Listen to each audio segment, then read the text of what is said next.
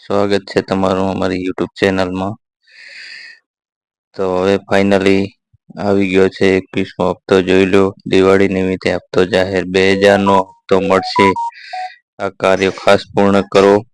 જલ્દી જોઈ લો વિડીયો.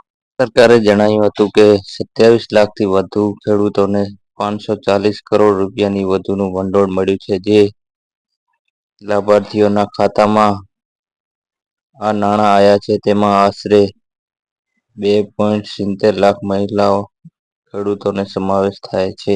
ખેડૂતો માટે કેન્દ્ર સરકારની સૌથી મહત્વાકાંક્ષી યોજના પીએમ કિસાન સન્માન નિધિ યોજના નો 21મો હપ્તો શુક્રવારે જારી કરવામાં આવ્યો હતો. આ હપ્તો પંજાબ, હરિયાણા અને હિમાચલ પ્રદેશના ખેડૂતોના ખાતામાં જમા કરવામાં આવ્યો હતો.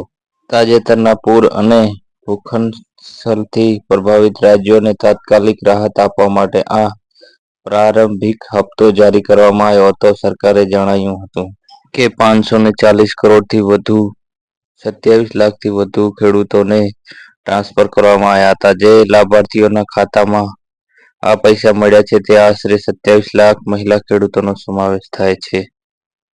પીએમ કિસાન નિધિ ના આ હપ્તો ખાસ કરીને હિમાચલ પ્રદેશ, પંજાબ અને ઉત્તરાખંડના ખેડૂતો માટે જાહેર કરવામાં આવ્યો છે. આ રાજ્યોમાં પૂર અને ભૂસ્ખલનને કારણે નોંધપાત્ર નુકસાન થયું છે. એક સરકારી નિવેદનમાં જણાવવામાં આવ્યું છે કે આ રકમ સીધા બેંક ટ્રાન્સફર દ્વારા 27 લાખ ખેડૂતોના ખાતામાં ટ્રાન્સફર કરવામાં આવી છે. આ પગલાંથી ખેડૂતોની તાત્કાલિક જરૂરિયાતો પૂરી કરવામાં મદદ મળશે.